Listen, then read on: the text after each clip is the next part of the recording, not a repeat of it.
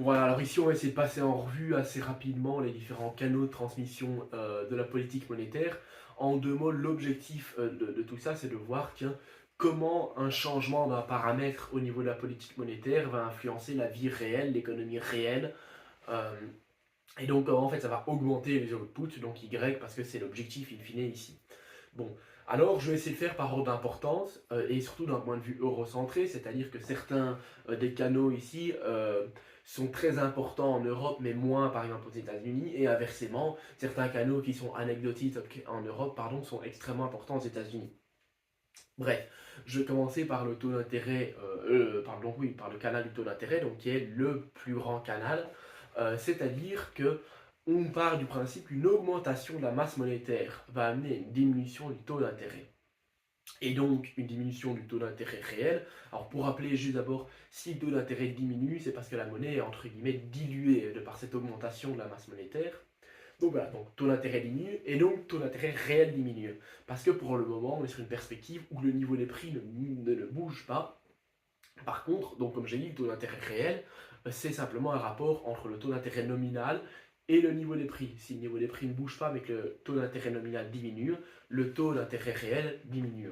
On sait que les ménages consomment et que de façon générale les agents économiques raisonnent en fonction du taux d'intérêt réel et pas en fonction du taux d'intérêt nominal.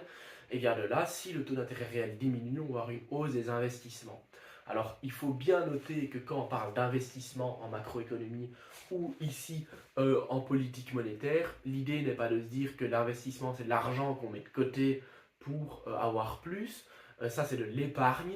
L'investissement ici, dans le cas d'un ménage, c'est par exemple des actifs financiers qu'on viendrait à acheter, ou dans le cas d'une entreprise, ce serait par exemple une augmentation des frais de recherche et développement, ou une augmentation des frais de marketing. Ce sont toutes des choses comme ça qui en fait, c'est juste prendre de l'argent qui a été destiné à épargner et l'injecter dans l'économie. Donc cette hausse de l'investissement, comme j'ai dit simplement, va amener tout logiquement une hausse des outputs parce que si on augmente la quantité d'argent qu'on fait rentrer dans l'économie, on augmente simplement la production de cette économie.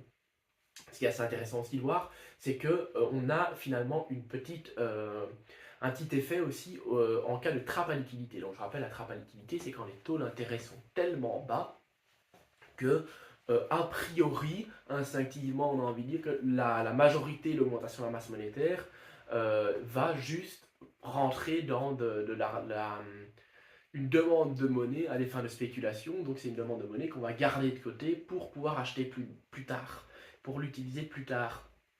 Et bien on voit qu'en fait on a quand même un petit effet, c'est-à-dire que avec cette augmentation de masse monétaire, mais c'est un effet plus long terme ici. Avec cette augmentation de masse monétaire, on anticipe, les agents économiques anticipent une augmentation du niveau des prix.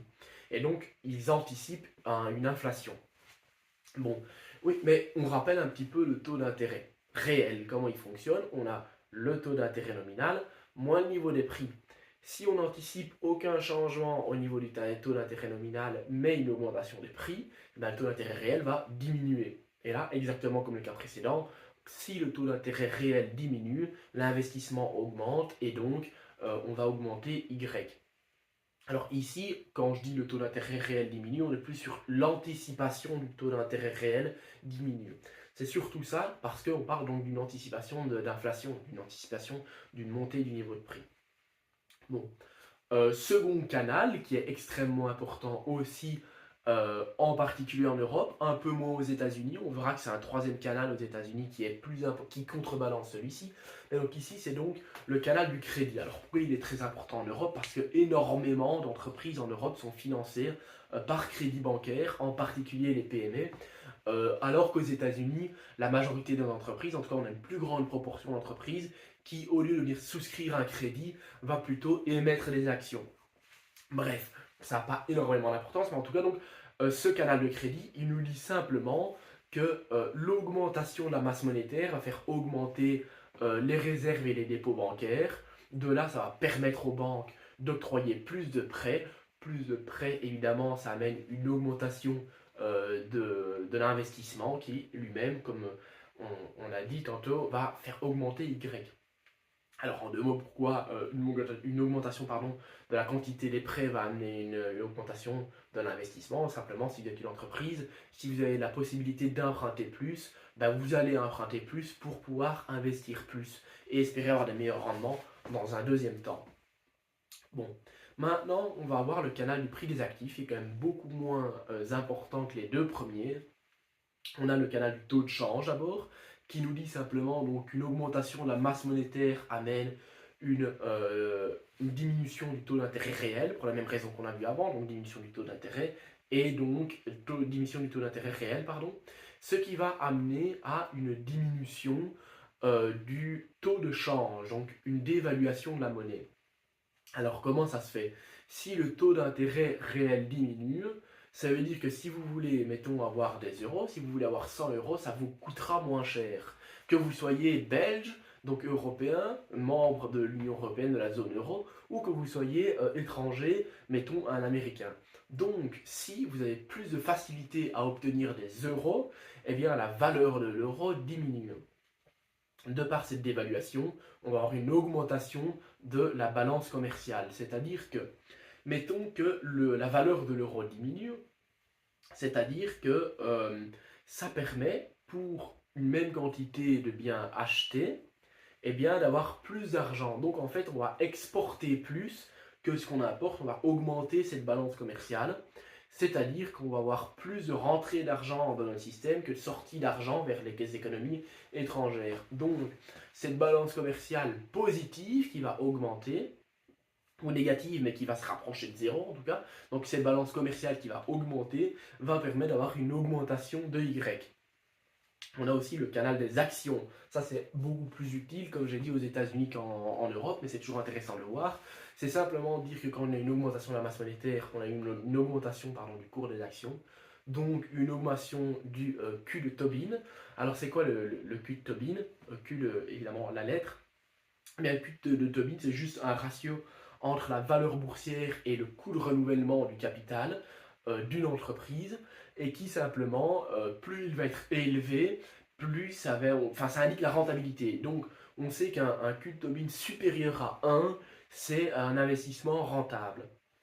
Donc, quand on augmente la valeur boursière sans augmenter le coût de renouvellement du capital, on augmente ce ratio qui nous explique donc que l'entreprise va être plus rentable.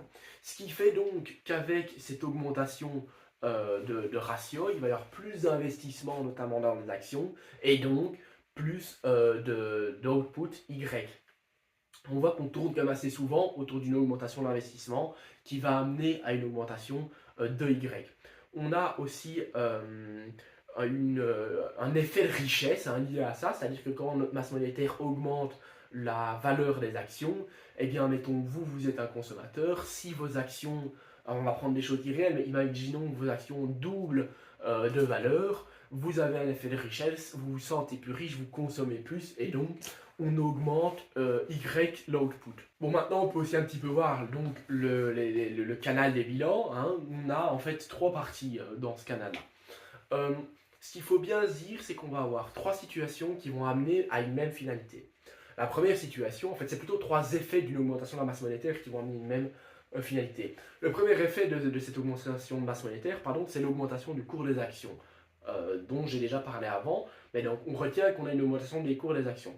On a aussi une augmentation de la trésorerie et la profitabilité des entreprises quand on a une augmentation de la masse monétaire, ce qui est assez logique. Ensuite, troisième chose, c'est qu'on a une augmentation des prix, mais non anticipée.